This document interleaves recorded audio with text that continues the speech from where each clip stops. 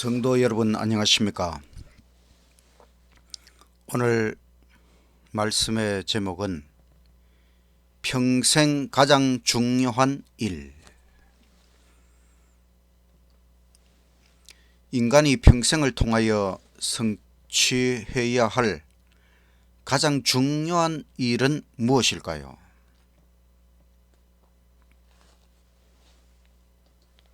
하나님의 품성으로 변화되는 일입니다. 하나님의 품성으로 변화되는 일.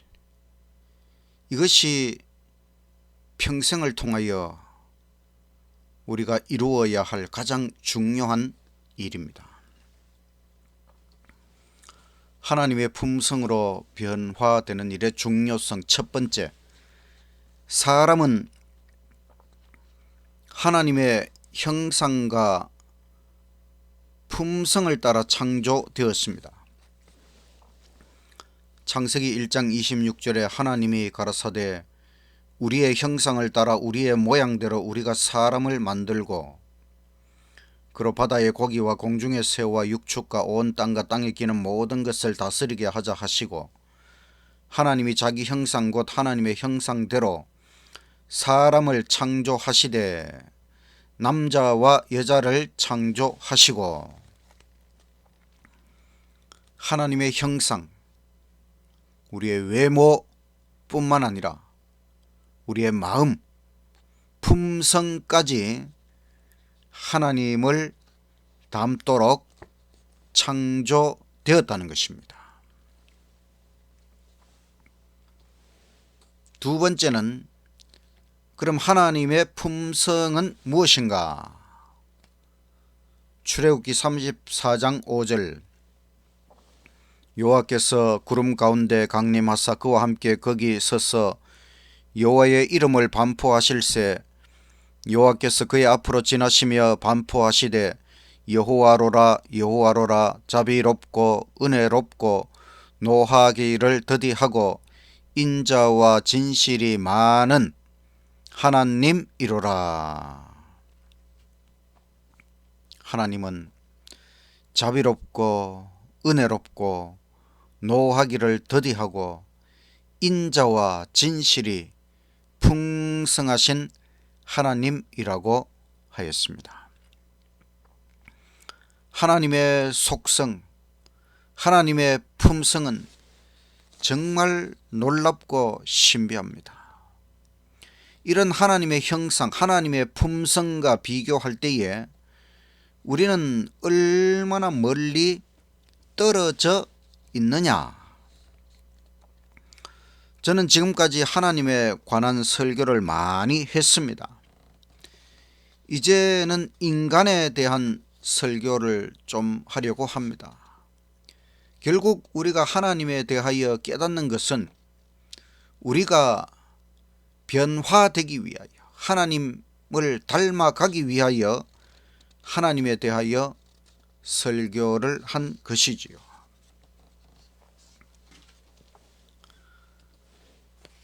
하나님의 품성으로 변화되는 일의 중요성 세 번째, 죄는 사람에게서 하나님의 품성을 훼손시켰다. 죄는 얼마나 심각한 것입니까? 죄는 죽음을 가져왔습니다. 영원한 생존을 보장받지 못하게 되었습니다. 인간 생존의 기초는 품성입니다. 품성이 바탕이 되지 않으면 살 조건을 갖추지 못한 것입니다.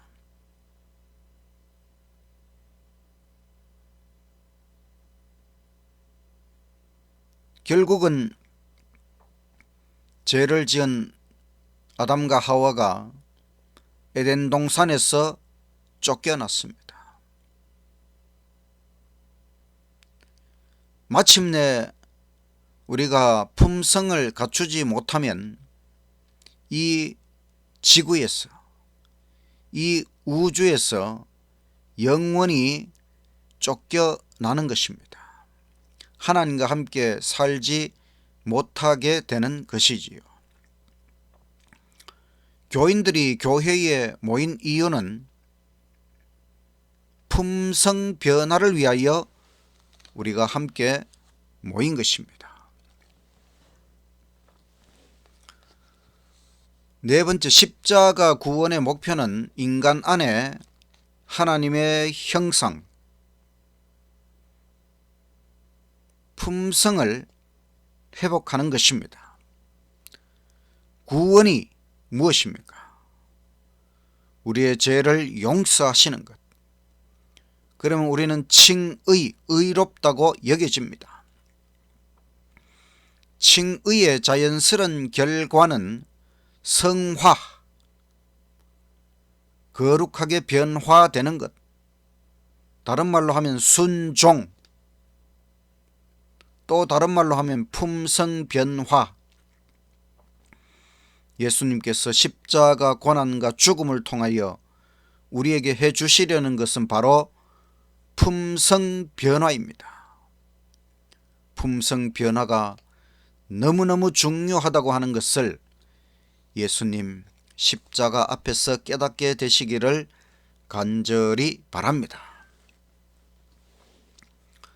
다섯 번째, 인간은 동물처럼 본능만으로 사는 것이 아니라 자유의지 선택권을 가진 발전하고 성장하는 존재입니다. 금화가 비록 먼지 속에 있어도 금화이지요. 그 금화의 검은 때를 벗겨내면 다시 금화의 가치를 하는 것입니다. 사람도 죄 가운데 있지만 하나님의 형상이 아직 남아있기 때문에 회복의 가능성을 보시고 우리를 가치 있게 여기시는 하나님의 은혜를 생각해야 하는 것입니다. 우리는 사람입니다. 동물이 아닙니다. 하나님께서 최고의 가치로 여기시는 사람. 우리가 진정한 사람이 되려면 하나님의 품성으로 변화되어야 된다고 하는 것을 꼭 기억하시기를 간절히 바랍니다. 여섯 번째, 우리 각자는 사람들 속에서 어떤 품성과 모습으로 비춰질까? 나의 향기는 무엇일까? 나의 영향력은 무엇일까? 나의 특징은 무엇일까? 사람들이 나를 어떻게 생각할까? 각자가 생각하고 또 적어보기도 하고, 그렇게 하면 우리는 우리 스스로를 좀 더 깊이 깨달을 수 있을 것입니다. 하나님의 품성으로 변화되는 일의 중요성 일곱 번째는 인생의 최종 목표는 무엇인가? 그것은 열매를 맺는 것입니다. 식물들이 성장하여 최종적으로 열매를 맺듯이 우리 인간도 열매를 맺어야 하는데, 인간이 맺어야 할 열매는 성령의 열매, 즉 하나님의 아름다운 품성을 닮은 열매들입니다. 사랑과 희락과 화평, 오래 참음, 자비, 양선, 충성, 온유, 절제. 세천사 기별의 핵심은 하나님을 경외하며 그분께 영광을 돌리라. 어떻게 하나님께 영광을 돌릴 수 있을까요? 우리의 변화된 품성으로 하나님께 영광 돌릴 수 있습니다. 자기중심적이고 죄악적인 생애에서 변화되어야만 하나님께 영광 돌릴 수 있다는 것을 꼭 기억하시기를 간절히 바랍니다. 여덟 번째, 우리는 품성 변화에 무한한 가능성을 가지고 있습니다. 예수님의 제자 베드로는 문제가 많았지만 결국 변화되었습니다. 예수님의 제자 요한도 정말 엄청난 문제투성이였지만 결국 변화되었습니다. 저는 앞으로 다듬으시는 하나님 시리즈 성경의 인물들 14명을 선택했습니다. 구약에서 9명, 신약에서 5명, 남자가 13명, 여자는 1명, 이 중에 12명은 변화되었고 2명은 실패하였습니다. 이 성경 인물들의 삶을 통해서 그들의 평생의 과업이 바로 하나님의 품성으로 변화되는 일이라고 하는 것, 우리가 깨닫고 우리도 무한한 가능성을 가지고 있습니다.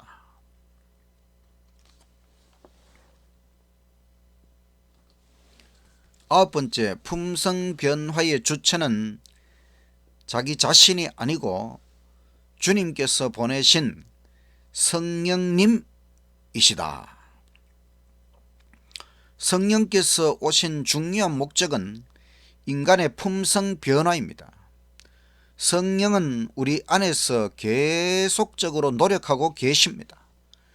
바로 품성 변화를 위하여 성령 하나님께 협력하여 우리의 품성이 날마다 변화되기를 간절히 바랍니다.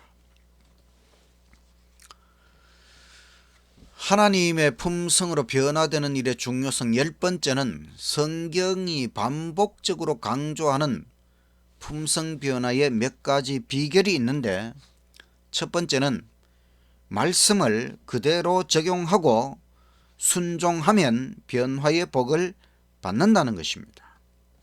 요한복음 17장 17절에 저희를 진리로 거룩하게 하옵소서. 아버지의 말씀은 진리니이다. 말씀이 우리를 변화시키는 것입니다. 말씀대로 우리가 변화되어야 하는 것입니다. 저는 성경대로 살자라고 하는 책을 만들었습니다. 성경에서 우리가 반드시 실천, 순종해야 될 본문 1004개를 선택해서 실천 강령으로 만들어 보았습니다. 우리가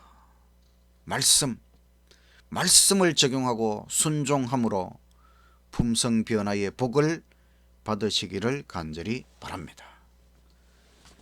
두 번째, 에녹처럼 기도로서 하나님과 동행할 때 변화가 성취됩니다. 에녹은 300년 동안 하나님과 동행하였고 결국 하나님의 뜻과 일치하였다고 했습니다. 그것은 에녹이 하나님과 동행한 것은 무슨 황홀경 속에서 그런 것이 아니고 끊임없이 기도한 것이지요. 쉬지 말고 기도한 결과 하나님과 동행할 수 있었습니다. 바로 신앙의 기초, 기본을 잘 실천하는 것, 말씀과 기도를 통하여 우리의 품성이 변화되기를 간절히 바랍니다. 세 번째는 남을 위한 봉사와 전도를 통하여 변화된다. 예수님의 최후 명령을 실천해야 됩니다. 마태복음 28장 19절, 그러므로 너희는 가서 모든 사람을 예수 제자로 삼아 아버지와 아들과 성령의 이름으로 침례를 베풀라. 품성은 다른 사람과의 관계 속에서 나타납니다. 다른 사람을 위해 할 수 있는 최고의 봉사와 사랑과 희생은 바로 전도 봉사입니다. 영혼 구원은 쉽지 않습니다. 영혼 구원을 위해 애쓰면 나의 품성이 변화되는 경험을 할 수 있습니다. 네 번째는 예수님을 명상하고 바라봄으로써 변화된다는 것입니다. 히브리서 3장 1절에 예수를 깊이 생각하라. 또 히브리서 12장 2절에 믿음의 주요 또 온전케 하시는 이인 예수를 바라보자. 예수님을 명상하고 바라봄으로써 예수님의 아름다운 품성으로 변화되기를 간절히 바랍니다. 다섯 번째는 행동의 반복이 굳어져서 품성이 된다는 것입니다. 행동은 마음에서 나오는 것이지요. 마음에 주의 말씀으로 가득 채워야 합니다. 시편 119편 9절 청년이 무엇으로 그 행실을 깨끗게 하리이까? 주의 말씀을 따라 삼갈 것이니이다. 내가 전심으로 주를 찾았사오니 주의 계명에서 떠나지 말게 하소서. 내가 주께 범죄치 아니하려 하여 주의 말씀을 내 마음에 두었나이다. 말씀의 행동화, 반복, 그것이 품성이 되는 것이지요. 하나님의 말씀을 우리의 마음에 가득 채우고 그것을 반복적으로 행동으로 옮겨서 마침내 우리의 품성으로 굳어지게 되기를 간절히 바랍니다. 하나님의 품성으로 변화되는 일의 중요성 11번째는 마음과 품성이 얼굴에 나타난다. 변화되는 그리스도인은 관상, 인상이 좋아집니다. 사람의 얼굴은 다 다르지요. 품성이 묻어나지 않는 얼굴은 아무리 잘생겨도 인형에 불과한 것입니다. 여기 이 한 장의 사진을 보십시오. 이것은 여러 미인 얼굴을 합성한 것입니다. 여러 사람의 얼굴이 합성되어 있습니다. 인형에 불과한 것이지요. 인형은 품성이 없습니다. 영혼이 없습니다. 트로피 와이프라고 들어보셨습니까? 트로피를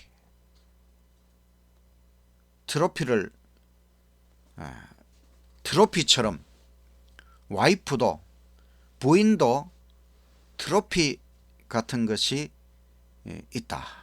사람들이 야, 저 사람 미인하고 사네. 근데 실제로 알맹이는 서로 맞지 않는 것입니다. 영혼, 인격, 품성은 서로 맞지 않는 것입니다.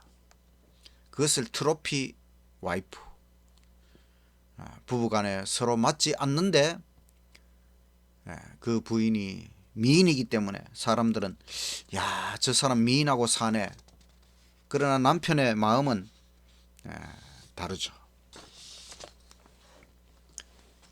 여기 한번 보십시오. 첫 번째는 인형입니다. 합성 사진입니다. 여기는 품성이 없지요. 두 번째는 탤런트입니다. 우리는 이분의 품성을 모르지요. 세 번째는 아는 사람이지요. 우리는 이 얼굴에서 이분의 품성이 묻어나는 것을 생각해 볼 수 있습니다.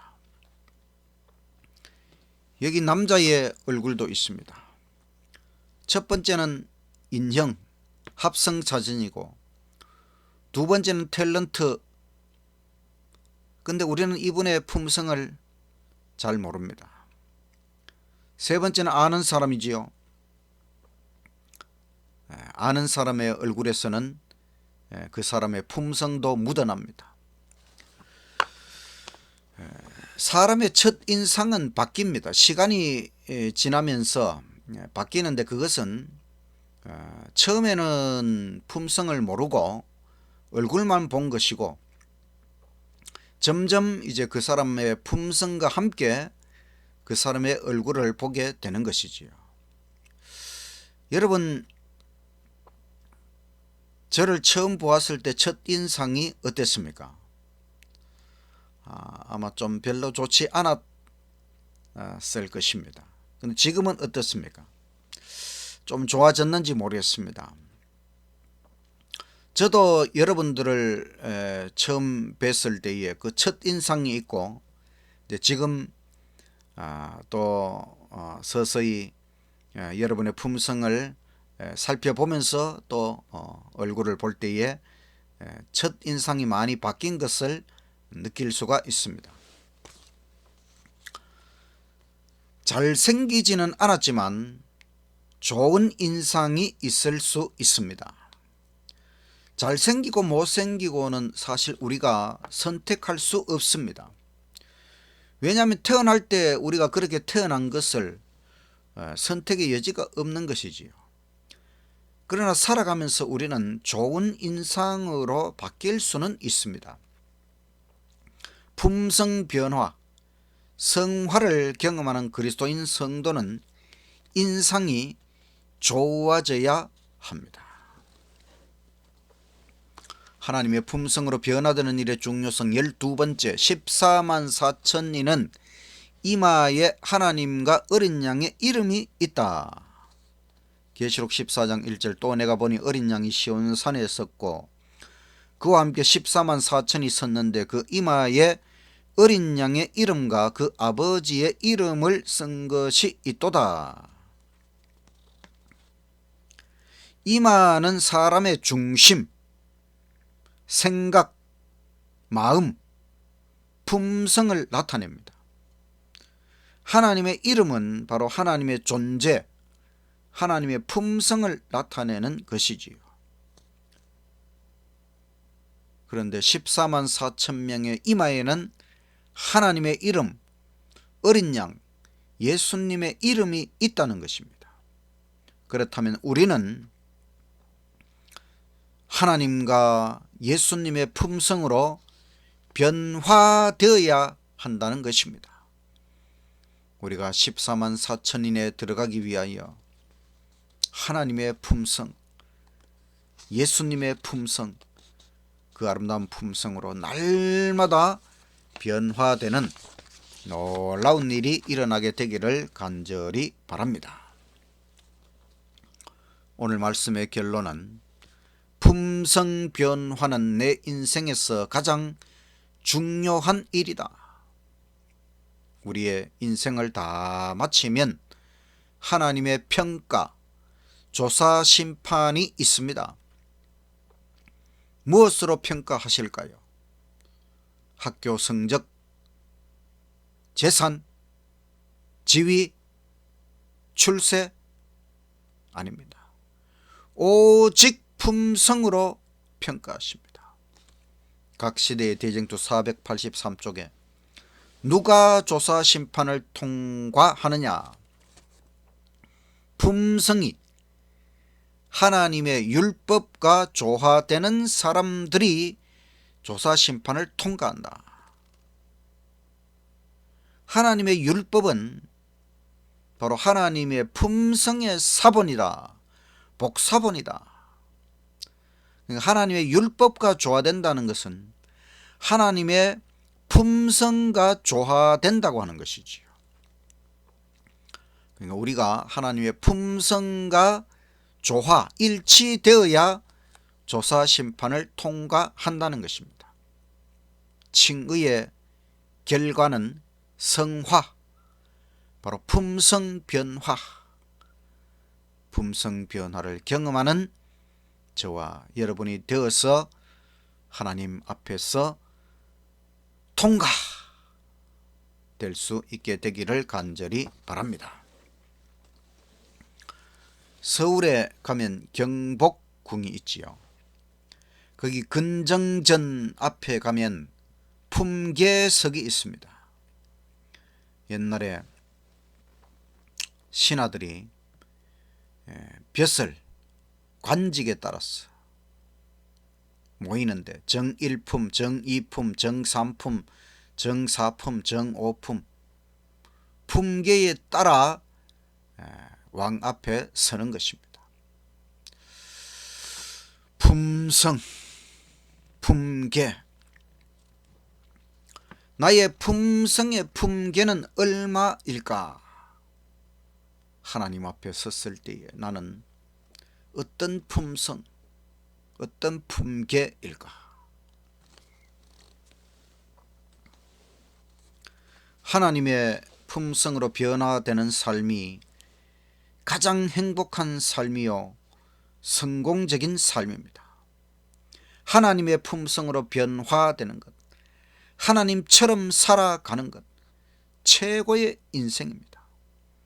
품성 변화에 주력해야 합니다. 영원히 살 조건을 갖추는 일을 주님의 성령 안에서 충실하게 성취해야 하는 것입니다. 이것보다 중요한 일은 없습니다. 품성 변화는 평생의 과업입니다. 앞으로 성경 인물들 다듬으시는 하나님 시리즈 설교를 통하여 우리가 더 깊이 깨닫게 될 것입니다. 우리 인생들에 대한 하나님의 목표는 오직 품성 변화. 비록 우리 자신은 다른 목표를 가지고 있을지라도 하나님께서는 우리에 대하여 오직 품성 변화의 목표를 가지고 계시다는 것을 꼭 기억하시기 바랍니다. 이른 비 성령의 목적은 품성 변화이고 늦은 비 성령의 목적은 복음 전도입니다. 먼저 우리의 품성이 바탕 기초가 되어야 복음 전도가 잘 될 수 있다는 것이지요. 내가 아무리 하나님에 대하여 이론적으로 묵상하고 알아간다 할지라도 나의 품성이 하나님의 품성처럼 변화되지 않는다면 아무 소용이 없는 것입니다. 사랑이 없으면 아무것도 아니다. 우리의 품성이 변화되어 진짜 트로피, 인간 트로피, 품성 트로피가 되어야 하겠습니다. 우리 안에 하나님의 품성을 회복하는 일에 주력하며 살아가시는 저와 여러분이 되시기를 간절히 바라면서 말씀을 마치겠습니다. 기도드리겠습니다. 하늘에 계신 하나님 아버지, 우리의 품성을 하나님의 품성으로 창조해 주셔서 감사합니다.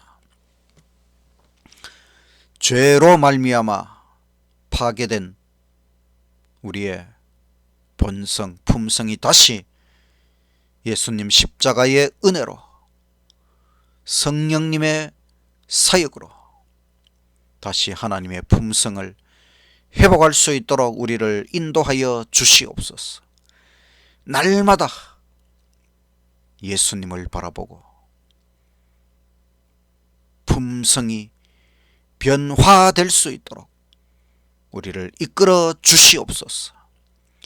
다 우리 모두 다 예수님의 그 아름다운 품성으로 변화되어 조사 심판을 통과하고 영원한 하늘나라에 들어갈 수 있도록 우리를 이끌어 주시옵소서.